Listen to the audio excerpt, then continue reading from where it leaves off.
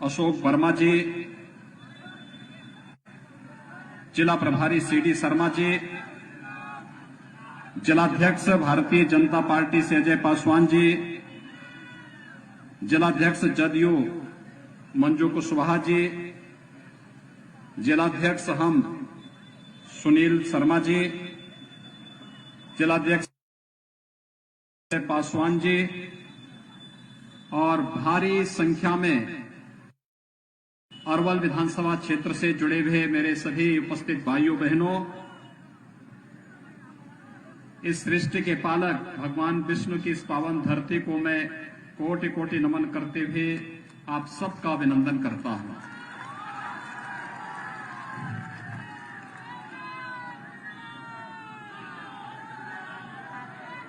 सचमुच ये धरती भगवान विष्णु की धरती है और इसीलिए तो पूरा देश और पूरी दुनिया ताकत देने के लिए भी इस धरती पर आता है।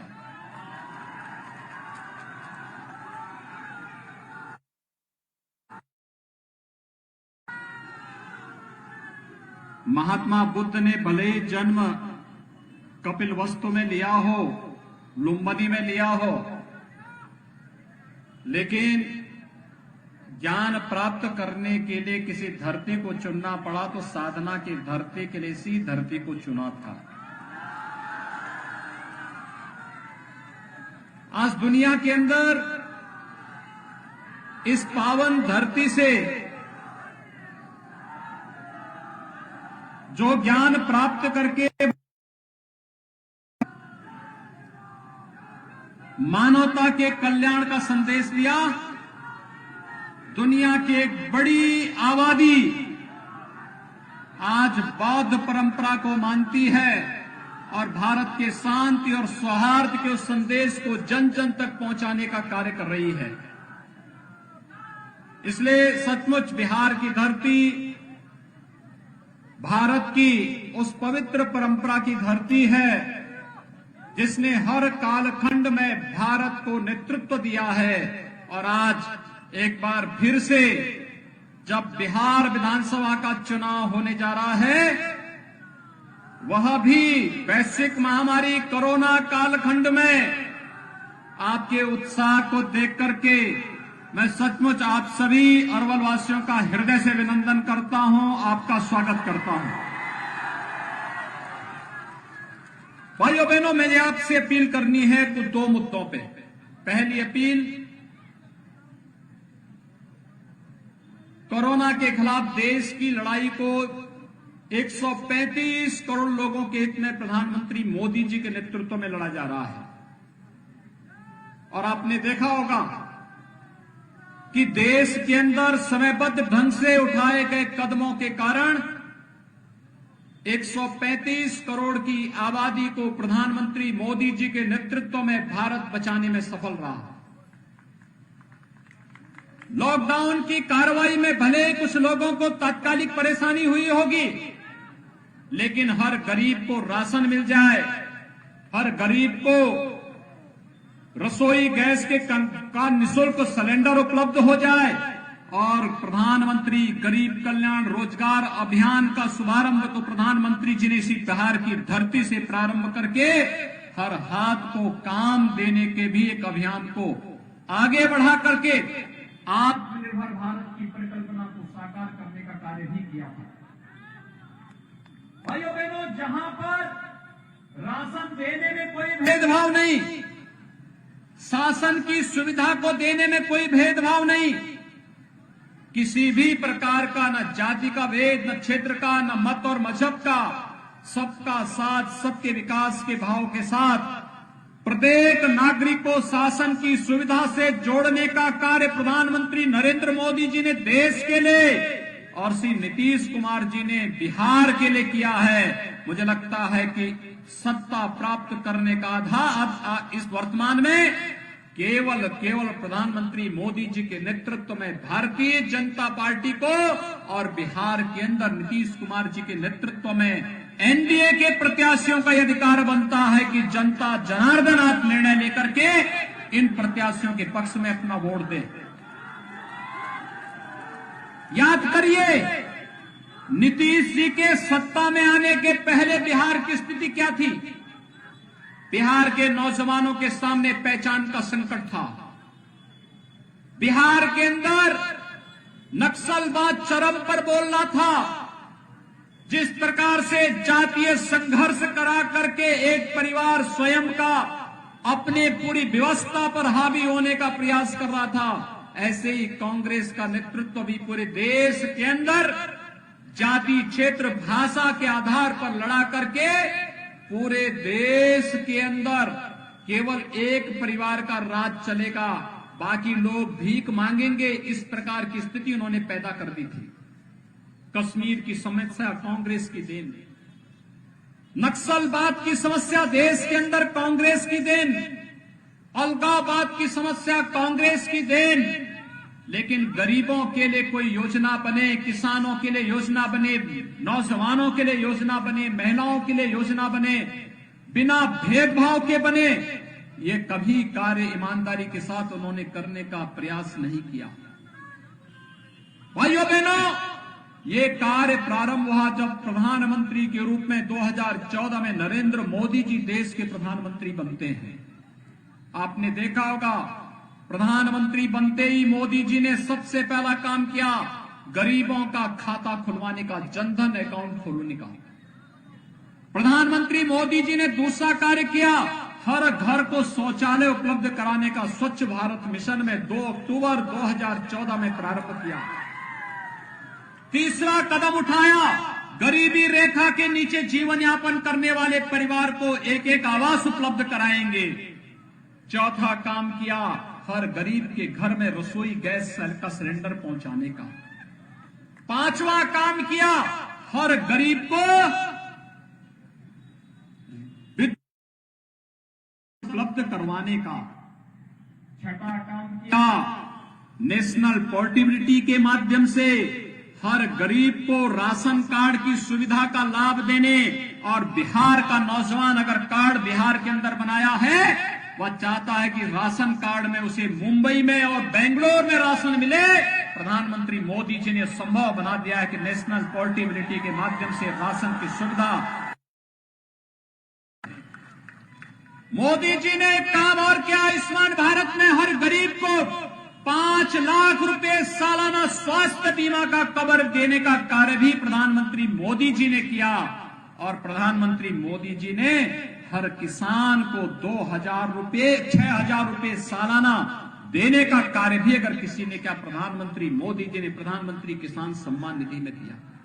भाइयों बहनों, मैं पूछना चाहता हूं, कांग्रेस, राजद और भाकपा माले के प्रत्याशियों से पूछिए, उन्होंने अपने शासन काल में गरीबों के लिए क्या किया?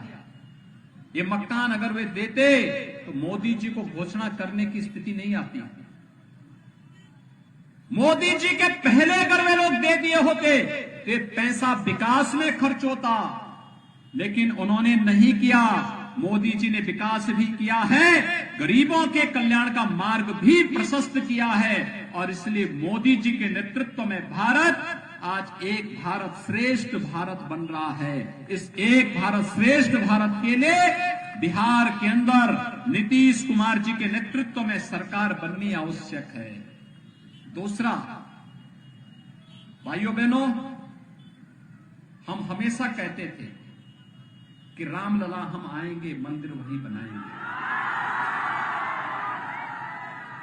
बोलते थे ना।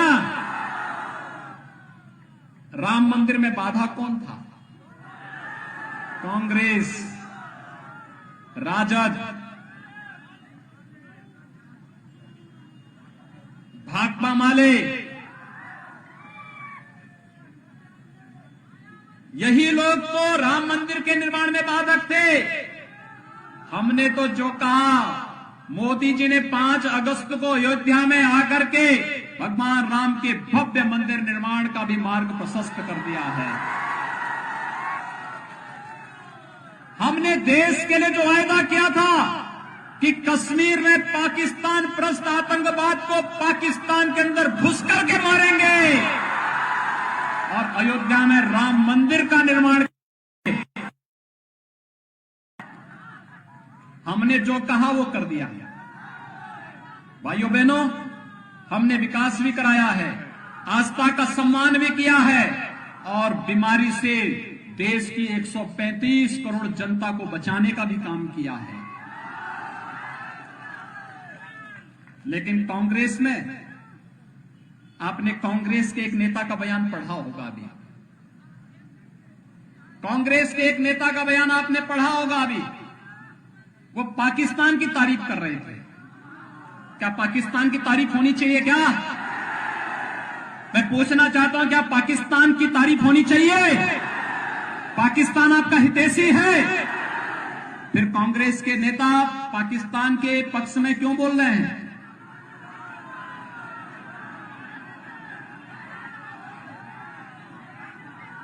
जब यहां पे इस बिहार के अंदर, जब बिहार के अंदर लालू जी के नेतृत्व में राजद की सरकार थी, कांग्रेस समर्थन कर रही थी, उस समय गरीबों को राशन तो नहीं मिलता था ना, लेकिन पशुओं का चारा भी गायब हो जाता था।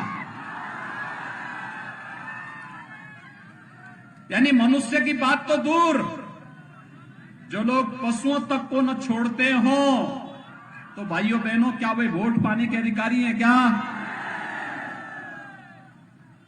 आप देखना, प्रधानमंत्री मोदी जी ने कहा पहला कार्यकाल देश की आम जनमानस की, गरीब के लिए, किसान के लिए, नौजवान के लिए, महिलाओं के लिए, इनके उत्थान के लिए कार्य का, और दूसरा कार्यकाल देश से आतंकवाद को समाप्त करने का, नक्सलवाद को समाप्त करने का और देश की आकांक्षाओं के अनुरूप भगवान राम के भव्य मंदिर निर्माण का मार्ग प्रशस्त करने का होगा। हो रहा है ना? कश्मीर में धारा 370 समाप्त हो गई ना। अब कश्मीर में हमारे जवानों के ऊपर कोई पाकिस्तान प्रस्त आतंकवादी हमला करने का दुस्साहस नहीं कर सकता है, क्योंकि उसे मालूम है हमला करेंगे तो फिर राम नाम सत्य है, तय है।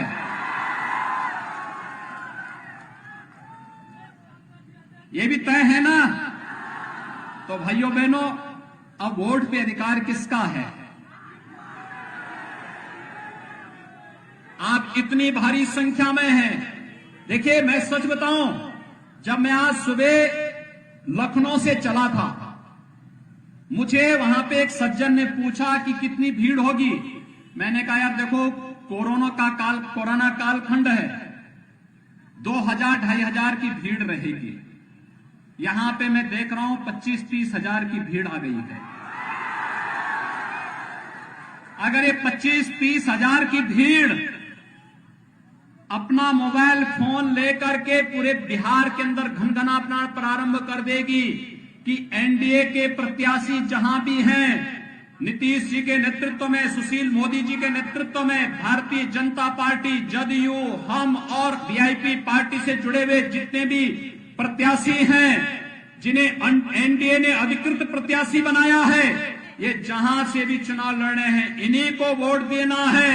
तो भाइयों बहनों, 3/4 से अधिक वोटों से भारतीय जनता पार्टी और जदयू से जुड़े हुए इस गठबंधन से जुड़े हुए प्रत्याशी 3/4 से अधिक संख्या में बिहार के अंदर चुनाव जीत करके जाएंगे और भारी संख्या में फिर से नीतीश कुमार जी के नेतृत्व में बिहार के अंदर सरकार बनेगी। क्या ये काम करेंगे? तैयार हैं? दीपक जी ने जो बात कही, क्या उसके लिए तैयार हैं? तो जरूर आप सबसे मेरी अपील है, हमें अब इस अरवल की धरती पर, जहानाबाद की धरती पर किसी भी प्रकार के नरसंहार को अनुमति नहीं देनी है।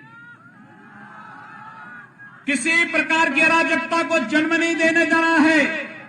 भ्रष्टाचार और अराजकता को किसी भी स्थिति में हम जन्म नहीं लेने देंगे और अराजकता पैदा करने वालों का जवाब बुलेट का जवाब बैलेट से दे करके भारतीय जनता पार्टी के प्रत्याशी को भारी बहुमत से चुनाव जिता करके भेजेंगे। यही अपील करने के लिए आज मैं आपके पास आया हूं। आप सबसे अपील, भारतीय जनता पार्टी की लोकप्रिय प्रत्याशी श्री दीपक शर्मा को, देखिए किसानों के लिए काम किया है और आज बिहार विधानसभा में जाकर के आपको यहां पर शासन की हर योजना से जोड़ने के लिए वे आपके बीच आए हैं। और इसलिए आप सबसे अपील, श्री दीपक शर्मा को कमल चुनाव चिन्ह पर भारी बहुमत से विजयी बनाने की अपील आप सबसे करते हुए वाणी को देता हूं विराम। जय जय श्री राम, जय जय श्री राम।